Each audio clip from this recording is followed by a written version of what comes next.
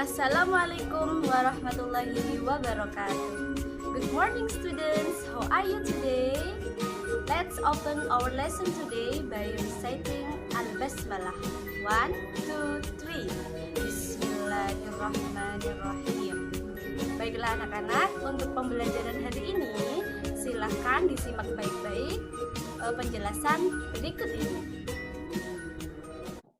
Selamat pagi anak-anak. Hari ini kita akan belajar tematik tema 1 subtema 2, yaitu pembelajaran 1 dan pembelajaran 2. Di dalamnya memuat muatan SBDP dan juga IPA. Untuk yang pertama, kita akan membahas materi SBDP terlebih dahulu. Hari ini kita akan belajar tentang gambar cerita pada cover. Sebelum lebih jauh, kita akan belajar dulu definisi atau arti dari cover itu sendiri. Definisi cover adalah bagian terluar dari sebuah buku yang terdiri dari bagian depan, bagian belakang, dan juga punggung cover. Adapun unsur-unsur cover memuat beberapa hal berikut ini. Yang pertama, memiliki judul yang menarik. Yang kedua, memiliki kalimat penjelas judul yang singkat dan mudah dipahami. Kemudian yang ketiga, mencantumkan nama penulis. Yang keempat, di dalamnya juga memuat identitas penerbit. Kemudian, memiliki gambar yang menarik dan sesuai dengan isi. Memiliki sinopsis isi pada cover bagian belakang. Dan yang terakhir, memiliki identitas buku pada punggung cover. Untuk lebih jelasnya, bisa dilihat pada gambar berikut ini. Nah, di sini Bu Guru memiliki sebuah cover buku. Kita analisis bersama-sama bagian-bagian atau unsur-unsurnya. Yang pertama, ini cover depan. Ini cover belakang, dan bagian ini disebut sebagai punggung cover. Jadi cover memiliki 3 bagian utama, yaitu bagian depan, belakang, dan juga punggung cover. Kemudian unsur-unsurnya antara lain, yang pertama, judul buku yang menarik. Yang kedua, memiliki kalimat penjelas judul. Yang ketiga, memiliki gambar cover. Bisa dilihat, jadi gambarnya itu harus menarik agar menarik perhatian pembaca untuk membacanya. Selanjutnya, ada nama penerbit. Di situ nama penerbitnya si buku. Kemudian nama penulis. Nah, nama penulis ini orang yang menulis buku tersebut. Sinopsis isi buku. Jadi sinopsis ini gambaran secara umum isi dari sebuah buku. Biasanya terletak pada cover belakang. Dan yang terakhir, di situ ada identitas penerbit. Identitas biasanya bisa berupa alamat rumah produksi, atau di situ boleh berupa alamat sosial media yang dimiliki oleh penerbit. Kita kembali ke menu awal. Nah, setelah kita belajar materi SBDP, selanjutnya kita pindah ke materi IPA.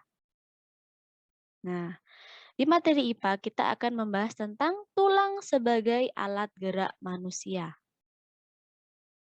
Jenis-jenis tulang terbagi menjadi 2. Yang pertama, di sini berdasarkan bentuknya, dan yang kedua berdasarkan zat penyusunnya. Tulang berdasarkan bentuknya dibagi lagi menjadi 2. Yang pertama tulang pipih, yang kedua tulang pipa. Sedangkan berdasarkan zat penyusunnya, tulang juga terbagi menjadi 2. Yang pertama tulang rawan, dan yang kedua tulang keras. Kita akan membahasnya satu persatu, dimulai dari jenis tulang berdasarkan bentuknya. Kita klik. Nah, di sini muncul tulang berdasarkan bentuknya terbagi menjadi 2. Yang pertama tulang pipih, kemudian yang kedua tulang pipa. Tulang pipih adalah tulang yang berbentuk pipih atau tipis pada anggota tubuh kita, contohnya tulang telapak tangan. Bisa dilihat pada gambar, di situ ada contoh gambar tulang telapak tangan. Kemudian yang kedua yaitu tulang pipa. Tulang yang bentuknya seperti pipa. Anak-anak tahu pipa? Tulang yang tengahnya bolong seperti pipa, nah berbentuk tabung itu disebut tulang pipa. Contoh tulang pipa yang ada pada tubuh kita yaitu tulang lengan atas yang ada pada gambar dan juga tulang paha. Itu adalah contoh tulang pipa yang ada pada tubuh kita. Kemudian kita kembali, kita akan mempelajari jenis tulang yang kedua yaitu berdasarkan zat penyusunnya. Berdasarkan zat penyusunnya, tulang terbagi menjadi dua. Yang pertama tulang rawan, yang kedua tulang keras. Tulang rawan adalah tulang yang sifatnya lunak karena mengandung banyak kolagen. Jadi tulang ini bisa dibengkokkan ke kanan atau ke kiri. Contohnya yang ada pada tubuh kita yaitu tulang hidung dan tulang telinga. Anak-anak bisa mencoba menggerakkan hidung dan telinganya, nah itu disebut sebagai tulang rawan atau tulang lunak. Kemudian yang kedua yaitu tulang keras. Tulang keras ini tulang yang sifatnya keras, jadi tidak bisa dibengkokkan ke kanan atau ke kiri. Contohnya yang ada pada tubuh kita yaitu tulang tengkorak atau tulang tempurung kepala, bisa dipegang. Tulang tempurung kepala termasuk tulang keras karena mengandung banyak kalsium. Jadi diingat, tulang rawan mengandung banyak kolagen, sedangkan tulang keras mengandung banyak kalsium. Nah, itu saja pembelajaran untuk hari ini. Semoga bermanfaat. Terima kasih.